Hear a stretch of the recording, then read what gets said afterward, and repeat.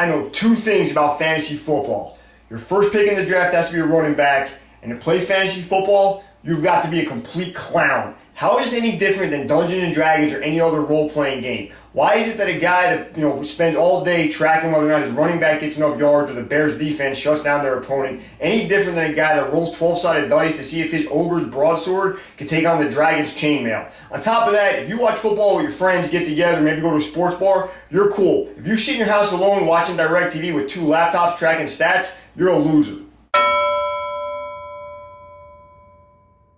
There's nothing worse when you're trying to watch a game with your boys and somebody's hanging out that doesn't know anything about football but they want to talk about it. Like they'll be like, hey, is Barry Sanders still doing good? Are the Browns going to make the playoffs? And how'd they get 8 points? I thought a touchdown was 6 and there was 1 extra point. Dude, Barry Sanders retired before you had hair on your chest. The Browns have never been good in your lifetime, and the two-point conversion has been around as long as Super Nintendo. So here's a piece of advice. If you don't know what you're talking about, don't jump into conversation. If I'm out to dinner with my girl and her friends, and they're talking about the latest quiz in Cosmo, Sex and the City, and their new manicure spot, you know what I do? I shut my mouth. I hate when people treat NFL Sundays like they're on Jeopardy and have to prove to everyone around them just how much they know about the game.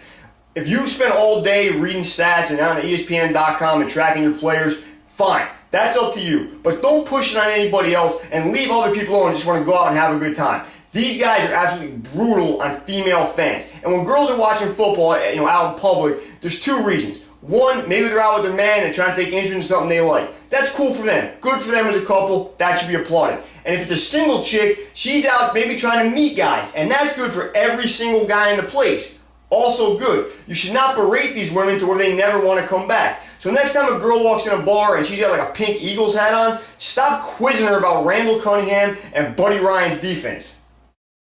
If you have never seen the clip of Buddy Ryan accosting Kevin Gilbride on the sidelines of an Eagles game from the 80s, you have got to YouTube it. As much of the man as Rex Ryan is now with the Jets, his father was a real OG, original Gilbride puncher. The worst guy in any sports bar is a guy that could not be more focused on an out-of-town game. It's like there's 27 big screen TVs playing the Giants-Cowboys, and he's just completely focused on a 13-inch that's got the Titans-Rams on it. He's cheering at the wrong time. He's annoying the waiters and waitresses. He's trying to get his fajitas delivered while the Giants are on a scoring drive.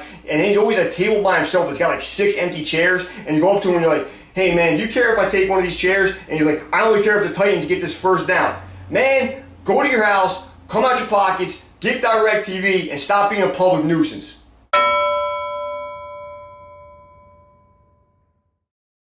Generally, I think you should root for your hometown team. But every once in a while, you run across somebody that has an odd fascination with a team from a part of the country that doesn't seem to make any sense. And when they try to explain this to you, it's always a ridiculously elaborate story that really you could care less about. It's always like, well, my college roommate's sister's cousin had a tryout with the Packers, so I always rooted for the Packers since then. Or, back when I was 7 years old, I lost my bike, and a guy came back and brought it over my house, and he had a Kansas City Chiefs bumper sticker on his pickup truck, so I root for the Kansas City Chiefs for the last 20 years. Come on. Like, I'm from Jersey, my father was a Jet fan, I'm a Jet fan. If the Raiders aren't playing the Jets, sometimes I kind of root for the Raiders for a couple reasons. My high school team was the Tom Reese Raiders. Family-wise, I have a cousin Nick on my mom's side and Aunt Donna on my father's side. They're always big Raiders fans. I guess there was something about the womanizing, rampant drug use, and dirty play the Raiders were known for in the 70s that just appealed to my family. On top of that, when I was little, Bo Jackson was one of my favorite athletes, and I've always been a big hip-hop fan, and that West Coast gangster rap scene, NWA, Ice-T, DJ Quick, all those guys rocked Raiders gear, so I kind of just latched onto it. You know what all these stories have in common? Nobody cares.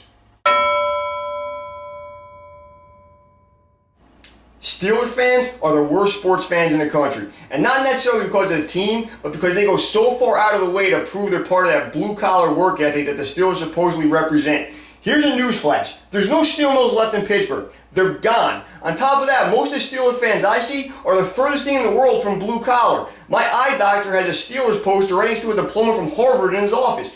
What part of your life is blue collar? The other day I saw a guy rocking a Steelers hat driving a Mercedes-Benz into a gated community.